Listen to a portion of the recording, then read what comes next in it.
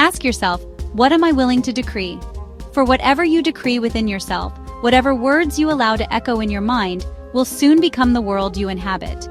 This is the third step in understanding the power of inner talking as creative speech, to awaken to your true power. You are not a victim of circumstance. You are not at the mercy of chance. You are not a pawn in someone else's game. You are the speaker of the word, and your life, everything around you, is the echo of that word. So choose wisely, because what you say within yourself today will stand before you tomorrow, clothed in fact. And this is why I tell you, cease the arguments within. My friends, if you truly want to change your life, if you wish to create a reality worthy of your desire, you must end the inner quarrels. Every secret debate, every imagined rebuttal, every silent defense you give yourself is not harmless. It is creative. You may think these private conversations are just venting, just letting off steam, but they are not. They are seeds sown in the soil of consciousness, and those seeds will grow. They will bring forth after their kind. Look carefully at your life. You will see it is filled with echoes of your inner arguments. The person you condemned yesterday shows up tomorrow to play out that condemnation. The quarrel you rehearsed in the dark meets you again in the light. The truth is simple. The world is nothing but your inner talking pushed out. As long as you argue within, you will argue without. As long as you condemn within, you will be condemned without. As long as you quarrel inwardly, your world will mirror that quarrel back to you.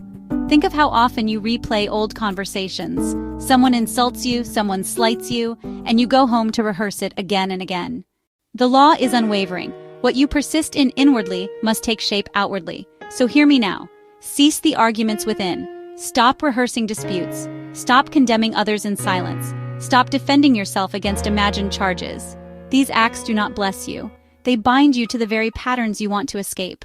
And yes, I know the question arises, but what if I am wronged? Am I to remain silent? And I answer, remain silent within yourself.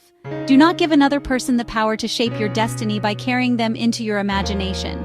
Do not drag their offense into the workshop of creation and give it life by repeating it in secret.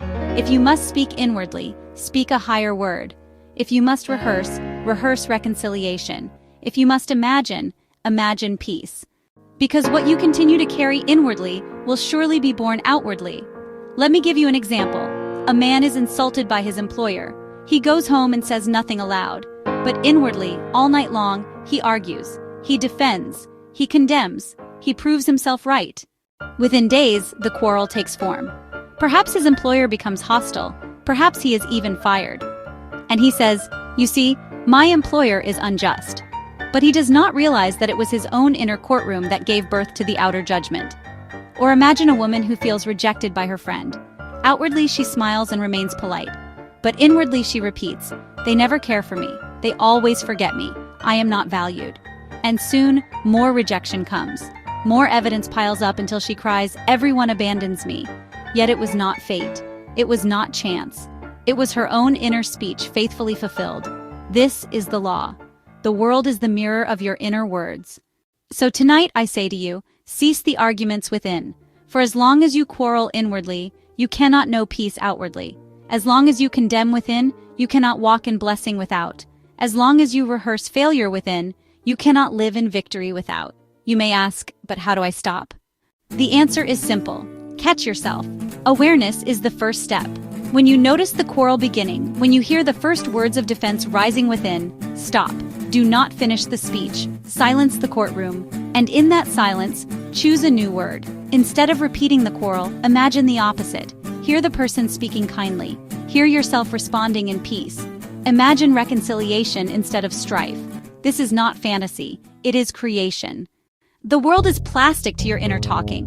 It bends, it reshapes, it conforms to the speech within. You are not a victim of life. You are its author. And the arguments you rehearse within are the scripts of tomorrow's play. So why not write a new script? Why not rehearse peace? Why not imagine harmony? Why not give life to blessing instead of cursing?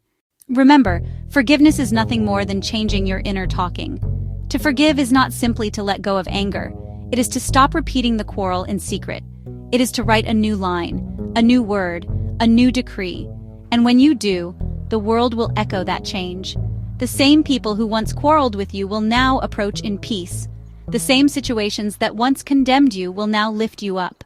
Never underestimate the power of your secret speech. It is the most powerful instrument you possess.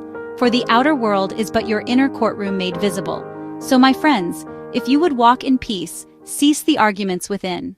If you would know love, cease the condemnations within. If you would taste freedom, cease the endless rehearsals of failure within. Because every inner word is a seed, and every seed, without fail, brings forth after its kind.